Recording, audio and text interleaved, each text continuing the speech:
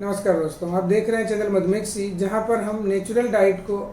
Scientific तरीके से medicine के रूप में यूज करके बीमारियों को ठीक करने की सलाह देते हैं। आज का हमारा टॉपिक है टाइप 2 डायबिटीज़ के मरीजों के लिए जारी किया गया एसीपी गाइडलाइन। आज साइंस और टेक्नोलॉजी अपनी तरक्की की चरम सीमा पर है, उसके बावजूद भी आज के समय में बहुत सारे ऐसे पढ़े लिखे लोगों को भी हमने बीमारियों को ठीक होने के लिए पीपल के नीचे दिए जलाते हुए देखा है। मेरा इसका कोई विरोध नहीं है, लेकिन मैं आपको ये बताना चाहूँगा कि दोस्तों, अब समय आ चुका है कि आपको अपनी बत्ती जलाने की ज़रूरत है। जब कुछ साल पहले एसीपी गाइडलाइन जारी किया गया तो उसके बाद मैंने बहुत सारे ऐसे लोगों को बोलते हुए देखा और सुना कि वो इस तरह से बता रहे हैं कि डायबिटीज़ के मरीज जिनका ब्लड शुगर का लेवल 200 और HbA1c 8 के आसपास भी रहता है तो वो नॉर्मल है। और उसी बातों को सुन करके बहुत सारे पढ़े लिखे लोग भी आज इस तरह से बात करते हुए मुझे मिल जाते हैं और ये बोलते हैं कि नहीं, HbA1c लेवल तो अगर 8 है, ब्लड शुगर का लेवल 200 है तो ये नॉर्मल है, क्योंकि ऐसा गाइडलाइन अभी तो आया हुआ है, हमको अभी बेवकूफ़ बनाया जा रहा है। तो दोस्तों, ऐसी बात नहीं है। जो एसीपी गाइडलाइंस दी गई थी वो आपके लिए नहीं दी गई थी, और आज हम उसी के बारे में आपको बताने की कोशिश करेंगे कि ये एसीपी गाइडलाइंस क्या है। और उसके पहले आपको समझना होगा कि एसीपी क्या है। ACP means American college of physician. यह एक ऑर्गेनाइजेशन है जिसमें सभी देशों के अलग अलग डॉक्टर्स मिल करके उस ऑर्गेनाइजेशन के मेंबर बनते हैं, और वहाँ पर जो भी डॉक्टर्स अपनी प्रैक्टिस करते रहते हैं, उस प्रैक्टिस में किए हुए अनुभवों के आधार पर वो अपने एक्सपीरियंस को वहाँ शेयर करते हैं। और उन सभी के अनुभवों को ध्यान में रखते हुए वो कमेटी जो बनाई गई है, जो एक ऑर्गेनाइजेशन है, जैसे कि आप देखेंगे कि ऐसे बहुत सारे एसोसिएशंस, ऑर्गेनाइजेशंस आपको देखने को मिलेंगे जो किसी न किसी पर्टिकुलर क्षेत्र में काम करते हैं। तो उसी तरह से ये मेडिकल फील्ड में बनाया गया ऑर्गेनाइजेशन है, और ये एसीपी के नाम से जाने जाने वाला ऑर्गेनाइजेशन, जहाँ पर कि डॉक्टर्स अपनी समय समय पर रिपोर्ट्स या एक्सपीरियंस देते रहते हैं, और उसी को बेस मान करके उस अनुभवों के आधार पर वहाँ के जो ऑर्गेनाइजेशन की कमेटी रहती है, वो कमेटी बीच बीच में पेशेंट के लिए, पेशेंटों की भलाई के लिए, मरीजों की भलाई के लिए इस तरह के कुछ गाइडलाइंस जारी करते रहती है। बट वो गाइडलाइंस पेशेंट के लिए डायरेक्टली न होते हुए वो उनके डॉक्टर्स या उनके मेंबर्स के लिए रहता है कि आपको किस तरह से उसे फॉलो करना चाहिए। तो दूसरी बात आती है HbA1c। अब ये HbA1c क्या है? HbA1c आपके ब्लड में 3 महीने का एवरेज ब्लड शुगर को बताता है। तो अगर आपके बॉडी में, आपके ब्लड में शुगर का लेवल 100 रहा है तो वहाँ पर HbA1c का लेवल आपको 5 के आसपास मिलेगा। अगर वो ब्लड शुगर का लेवल 150 के आसपास हो गया तो वहाँ पर आपका HbA1c 6.5 के आसपास देखने को मिलेगा। और अगर यही ब्लड शुगर लेवल 200 के आसपास में रहने लगता है तो उस समय आपका HbA1c लेवल 8 मिलता है। तो यही बात आज देखने को मिल रही है, सुनने को मिल रही है, और अधिकतर लोग ये बोलते हुए और अपने आप को, पेशेंट भी अपने आप को हेल्दी और इस तरह की फीलिंग में चल रहा है कि नहीं, मेरा तो HbA1c 8 के नीचे है, 7.5 है, 7.5 है,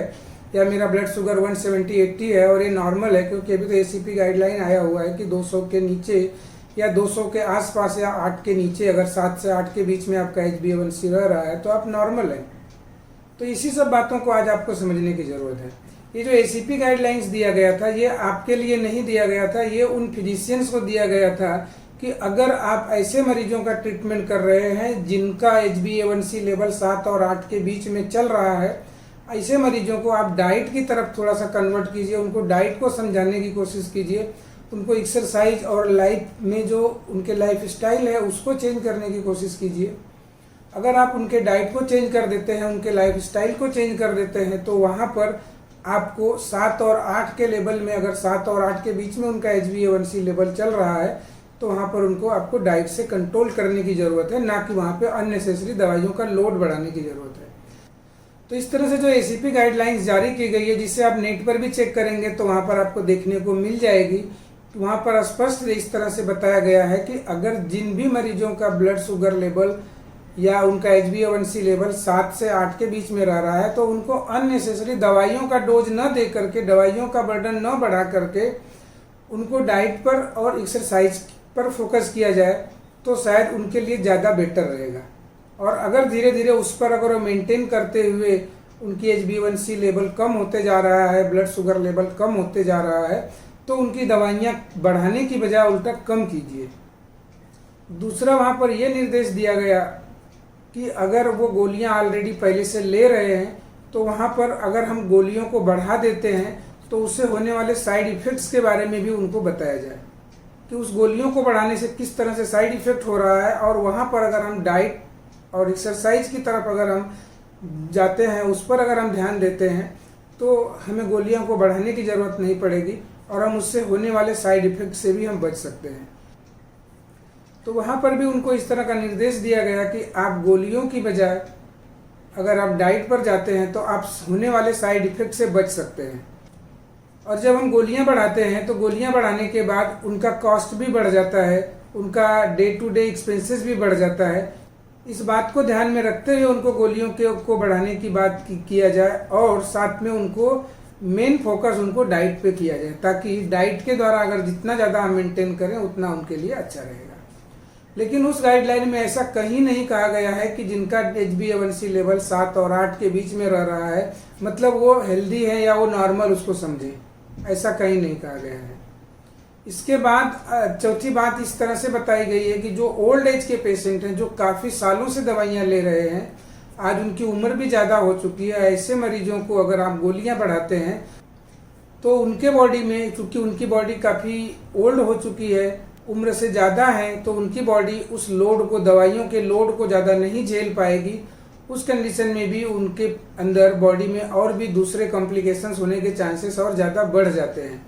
तो इसलिए भी अगर उनका HbA1c लेवल 7 और 8 के बीच में रह रहा है तो उनका डोज न बढ़ा करके उनको डाइट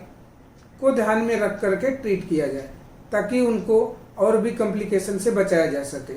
तो इस तरह के सब अलग अलग तरीके से गाइडलाइन दी गई, बताई गई। लेकिन हम अक्सर आज देख रहे हैं, जब किसी से कोई बात होती है तो लोग ये बोलते हुए देखने को मिल जाते हैं, नहीं अभी तो 7 to 8 HbA1c का लेवल है तो नॉर्मल है, 150 से 200 के बीच में भी अगर ब्लड शुगर रह रहा है तो नॉर्मल है, हम तो नॉर्मल है, ये तो अभी हमको गलत बताया जा रहा है। तो दोस्तों ऐसा नहीं है, आपको अपनी बत्ती जलाने की ज़रूरत है। आपको इस बात को समझने की ज़रूरत है कि रियल में 150, 200 और 100 कोई भी रीडिंग बताई जा रही है तो रियल में उसको अच्छे से और डीप में समझने की ज़रूरत है आपको कि वो कितना आपके लिए हार्मफुल है। वैसे तो चलने के लिए मैं ऐसे भी लोगों को देखता हूँ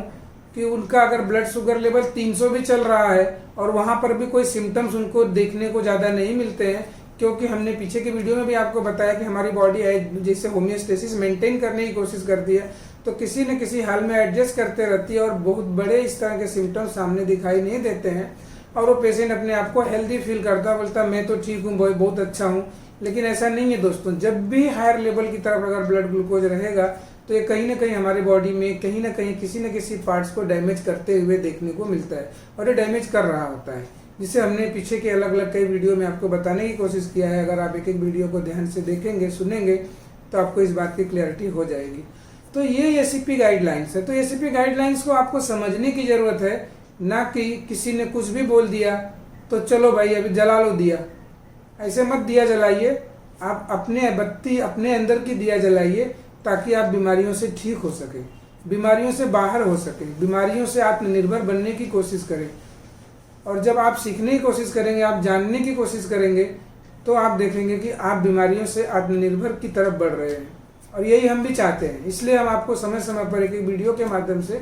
एक एक बातों को बता करके हम आपको जगाना चाहते हैं कि आप जाग जाइए, आज समय आ गया है अपना बत्ती जलाने का, अब अपनी बत्ती को जलाइए। तो इस तरह से इस बढ़े हुए ग्लूकोज लेवल का हमारे बॉडी पे किस तरह से इफेक्ट होता है, इस बारे में हम आपको नेक्स्ट वीडियो में बताएंगे। तब तक आप हमारे इस चैनल को सब्सक्राइब करके रखिए और साथ में वीडियो को शेयर भी कीजिए ताकि ऐसे कोई ज़रूरतमंद लोग हों तो उनको इस वीडियो से कुछ फ़ायदा हो सके। धन्यवाद दोस्तों।